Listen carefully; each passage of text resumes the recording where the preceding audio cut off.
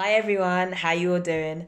Hope you're all doing really well and that you've had time to relax and chill out and have some fun with your friends and family. Just a reminder, guys, Christmas is one day. So don't let that one day cause you so much stress. It's literally one day that's meant to be shared with your family and friends and having a great time, enjoying all that food and drink. Literally, do not stress out for one day. Yes, prepare and get ready, but don't go over crazy and add too much pressure or get overwhelmed, because I've seen so many posts on social media where people are sharing that they're feeling overwhelmed and they're feeling stressed out, and they're buying all these gifts and they're burning out for one day. If your family require a gift from you to see you on Christmas Day, guys, don't bother, because there are some people who are stressing themselves out and using money that they don't have to buy things that they don't actually want to buy. But rather than saying, no, I can't afford to buy gifts this year, they're using every bit of their money just to show face, to save face and say, you know what, I brought something.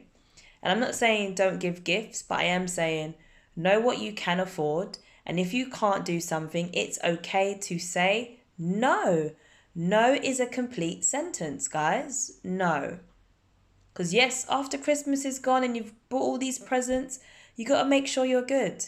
Because there are some people who are really struggling financially, even if they are working full time. And I don't want you to be one of those people. I don't know how you spend over Christmas, but I just thought I'd get that message out there. And that's actually not what I wanted to talk about today. I actually wanted to speak about reflecting in power. And what I mean by that is when you look over your 2019, come from a place of power. Yes, I did a video about it yesterday, about, what 2019 has meant for me. But there are so many messages that I'm receiving and people sharing that they haven't had a good year. They feel stuck. They feel like a fraud. They don't feel good enough. They're not looking forward to 2020. Some people are saying to me they can't wait till 2019 ends. And it's like, wow. Yes, we've all had our ups and downs for this year, but I'm still grateful for this year because the lessons it's taught me. And rather than you, if you are going through it right now where you're wishing 2019 away, why not sit down with a piece of paper and honestly write down all the great things that's happened this year? Don't focus on what's going wrong now if you are currently experiencing something, but focus on what's actually been the blessings of this year. And I'll start with number one. You're alive. In the space of these last 2 weeks, I have seen so many messages from people sharing that their cousins or family members or even friends have passed away. But you are still here. Yes, you may not have achieved all your goals. Yes, you may have said the same goal for 2 years straight, like, oh, I'm going to lose weight, and you still haven't lost the weight yet. Or you're going to write the book, and you still haven't written the book yet. Or you're going to leave your job, and you still haven't left your job yet. That might be true, and that might be the case. But how about you sit down with yourself and actually identify what's holding you back? Because it may not just be that you're lazy or that you can't be bothered. It could be fears attached to the goal.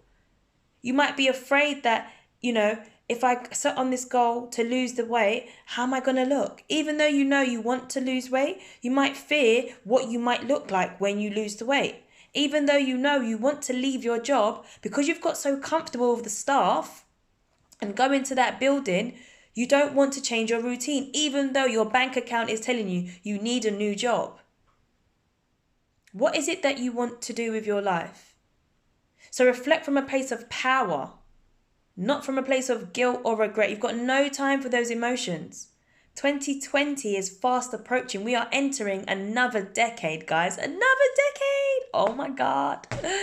Can you believe 10 years have just gone by? I'm 31 right now. Next decade, I'll be 41. 41. I'm like, oh my God.